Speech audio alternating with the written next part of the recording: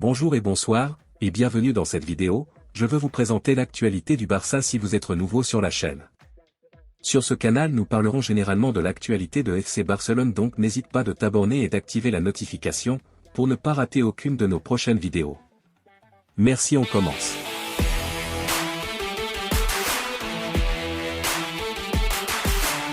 Barça, la prolongation de Xavi en bonne voie. Malgré la fermeture du mercato estival vendredi dernier, le club catalan a encore quelques dossiers à régler en ce début de saison, notamment la prolongation de contrat de Xavi.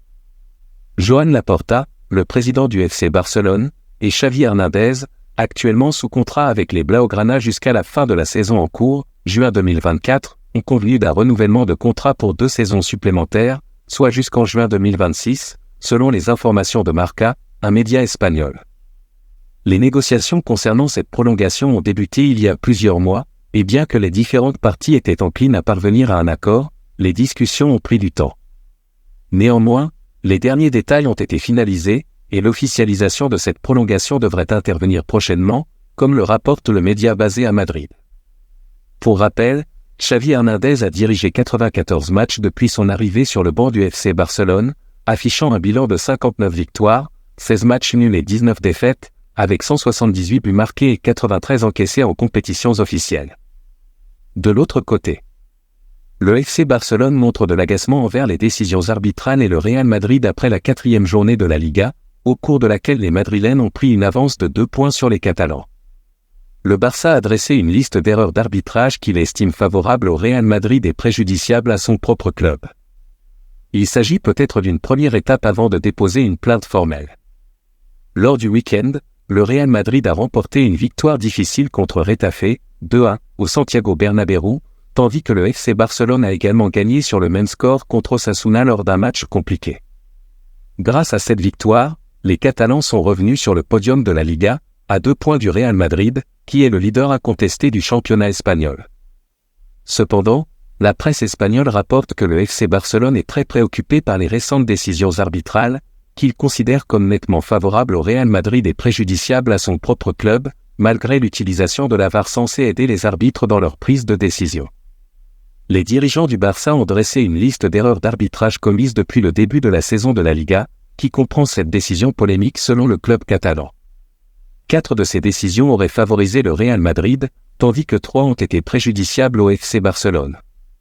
Par exemple, lors de la première journée, un pénalty non sifflé en faveur de l'Athletic Bilbao a été signalé contre Eder Militao, arbitré par Gil Manzano, tandis qu'un pénalty contre le Barça a été accordé pour une main de Gavi face à Retafe, arbitré par Soto Grado.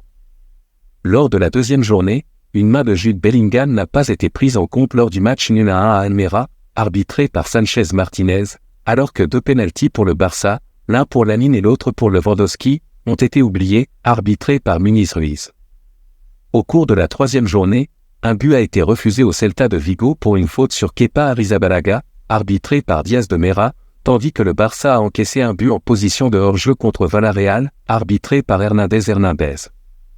Enfin, lors de la 4e journée, le but de Joselu en position de hors-jeu a été validé, arbitré par Melro Lopez. La grande préoccupation du FC Barcelone réside dans le fait que la VAR a été impliquée dans chacune de ces décisions contestées. Malgré cela, le club catalan estime avoir été lésé. Cependant, compte tenu du contexte actuel d'incertitude entourant la Fédération espagnole de football, FEF, après l'affaire Luis Rubiales, qui a éclaté après la victoire de l'Espagne lors de la dernière Coupe du Monde féminine, il est peu probable que le FC Barcelone dépose immédiatement une plainte formelle. Il est donc possible que cette liste reste sans suite. Néanmoins, la rivalité historique entre les 2 plus grands clubs d'Espagne semble s'intensifier. Plus loin. Le FC Barcelone est en colère contre Manchester City. Cet été, en raison de plusieurs différends, selon la presse espagnole.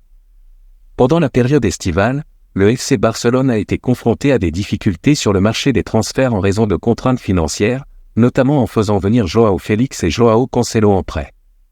Cependant, le club catalan espérait également recruter Bernardo Silva, qui souhaitait rejoindre l'Espagne. Manchester City s'est montré inflexible lors des négociations avec le Barça, qui proposait un prêt avec option d'achat. Finalement, l'international portugais a prolongé son contrat avec l'équipe de Pep Guardiola. Le FC Barcelone a réussi à obtenir Ilkay Gundogan à titre gratuit malgré le désir de City de le conserver, ainsi que Joao Cancelo en prêt de Manchester City. Cependant, la relation entre les deux clubs semble être très tendue. Selon les informations du Mundo Deportivo, la direction barcelonaise est très mécontente de l'attitude de Manchester City pour plusieurs raisons. Les tensions entre les deux clubs ont commencé à se développer dès cet hiver, lorsque City a refusé de prêter Cancelo au Barça malgré un accord avec le joueur, préférant l'envoyer au Bayern Munich. Cet été, Manchester City n'a pas été facile à convaincre pour le transfert de Joao Cancelo, bien que le joueur n'ait plus été dans les plans de Pep Guardiola et ait exprimé son désir de rejoindre le Barça.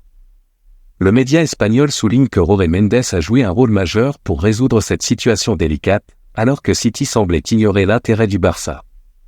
Le cas de Bernardo Silva a suivi la même tendance, City ne prenant jamais au sérieux l'intérêt du FC Barcelone. De plus, selon MD, cet été, Manchester City a tenté de recruter plusieurs jeunes talents du Barça, notamment Lamine Yamal et Alejandro Balde. Pour illustrer davantage les tensions entre les deux clubs, le média espagnol explique qu'une des conditions pour que Joao Cancelo soit prêté au Barça était d'accepter le départ d'Eric Garcia du Barça vers Gérone. Cette situation était particulièrement délicate car Gérone appartient également au City Group, qui possède Manchester City. Le FC Barcelone avait de toute façon l'intention de se séparer du défenseur central espagnol, mais il n'a pas apprécié le chantage exercé par City. Cette atmosphère tendue persiste donc entre les deux clubs. Barça, voilà ce que Xavi va faire de Ferran Torres. Le club catalan est en pleine réorganisation, cherchant à renforcer son effectif tout en gérant les départs. L'attaque est l'un des secteurs où des ajustements sont nécessaires, notamment si le Barça souhaite conclure l'arrivée de Joao Félix avant la fin du mercato.